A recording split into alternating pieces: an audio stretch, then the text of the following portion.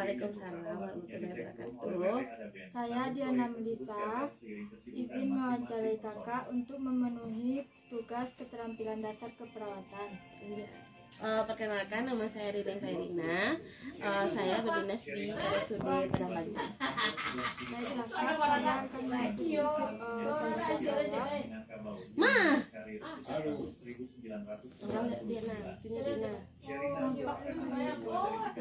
Oh, nampak itu. bagaimana pengalaman kakak berdinas di rumah sakit atau bekerja di rumah sakit pada saat laboratorium? Sebenarnya untuk pengambilan sampel darah itu dilakukan oleh petugas laboratorium. Tapi kita sebagai perawat mempersiapkan pasien untuk diambil darahnya. Jadi alurnya kalau di rumah sakit kakak kan dinasnya di rawat inap, pasien dari IGD biasanya itu udah ada pemeriksaan darah rutinnya. Pemeriksaan darah rutin itu kayak hemoglobin, leukosit, trombosit, sama hematokritnya pasti ada. Terus nanti bisa jadi ada juga elektrolit. Elektrolit itu ada natrium sama kalium sama apa satu lagi? Natrium, bentar ya. Terus ada juga pemeriksaan urin dan kreatininnya. Jadi pemeriksaan darah itu ada beberapa bagian. Yang pertama pemeriksaan hematologi. Hematologi itu kayak darah rutin yang tadi hemoglobin, trombosit, leukosit, terus hematokrit. Terus ada juga LED lajur darah. Kemudian ada juga yang kimia klinik. Yang kimia klinik itu biasanya kalau yang yang hematologi itu nggak ada persiapan pasiennya apa-apa biasanya. Jadi kalau pasien datang atau pasien butuh untuk diambil darahnya, siap untuk diambil kapan aja gitu. Tapi kalau kimia klinik terutama untuk kolesterol sama asam urat, pasiennya dipersiapkan untuk puasa. Puasanya tuh kalau untuk asam urat atau kolesterol itu biasanya paling cepat puasanya 8 jam. Jadi biasanya kakak kalau di ruangan panjang.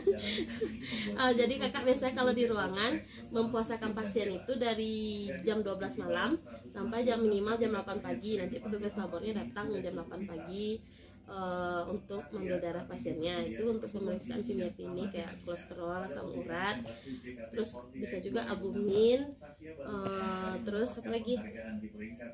Udah itu aja. Itu aja. Terus kayak gula darah puasa, gula darah 2 jam BP itu kimia klinik. Terus ada satu lagi namanya untuk pemeriksaan imunologi. Biasanya itu untuk pemeriksaan pasien-pasien HBsAg positif atau HIV, bisa juga untuk kehamilan. Kedua, apa peran perawat dalam persiapan pasien untuk pemeriksaan laboratorium? Laboratorium jenisnya yang urin. Kalau urin biasanya nggak ada pasien dipersiapkan apa-apa. Cuman pasien itu kalau yang diambil urinnya itu kalau ada yang bermasalah, kayak misalnya pasien-pasien yang mengeluh nyeri di area ari-ari atau suprapubis gitu kan, pasien yang dicurigai GSK atau pasien-pasien yang dicurigai kehamilan. Jadi disuruh aja pasien untuk mengambil urinnya di kamar mandi, terus nanti diserahkan ke pihak labor. Apa yang perawat lakukan jika pasien memberikan sampel urin yang tidak sesuai? Biasanya kalau yang untuk sampel urin yang tidak sesuai itu biasanya untuk pemeriksaan narkoba gitu kan. Kalau narkoba itu harus didampingi, maksudnya didampingi itu diawasi pasien itu untuk mengambil urinnya. Jadi kemungkinan untuk dicurangi kecil gitu. Itu biasanya yang didampingi gitu kan. Mengapa sebelum pemeriksaan penunjang dilakukan harus dilakukan pemeriksaan fisik? pemeriksaan penunjangnya contohnya USG. Kalau USG biasanya pasien tuh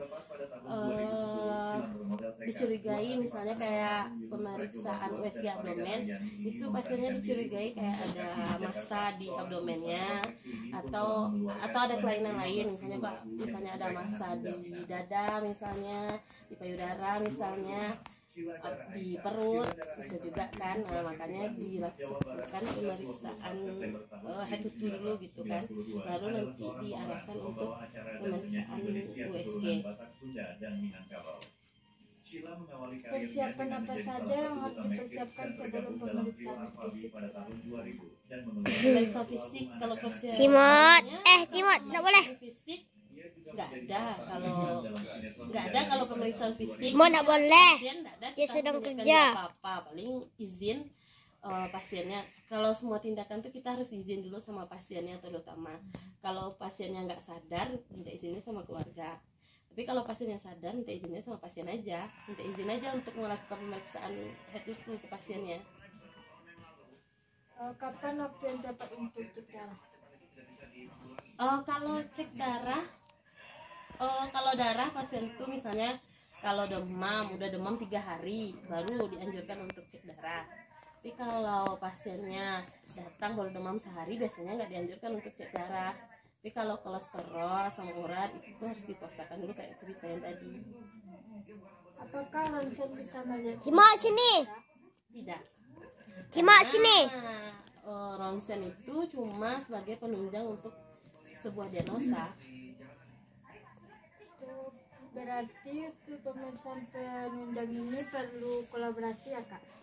Oh, perlu, soalnya kan namanya aja pemeriksa penunjang kan, menunjang suatu diagnosa. Tetap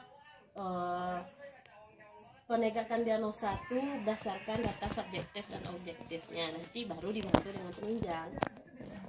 Tapi membantu untuk menemukan suatu penyakit, iya. Sebagai seorang perawat, bagaimana kakak menyikapi hal itu? Menyikapi Yang kalau kan dalam kita sebagai perawat tuh kan ada apa namanya tuh, etika keperawatan kalau nggak salah kakak. Nah,